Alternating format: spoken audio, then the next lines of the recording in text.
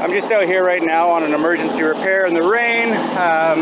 The overall condition of the roof isn't that great. There's been some things that have been installed initially quite wonky.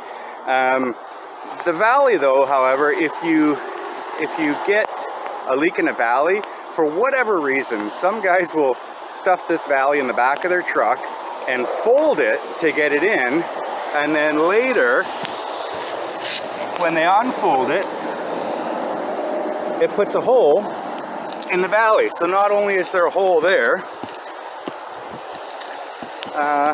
this valley was also folded down here. Let's see if I can get that on the camera. So any water coming down goes into that tear. So that's something you'll want to check. If you've got any sort of bubbling in the valley, like shown up there in the shadows, that could be a point of failure.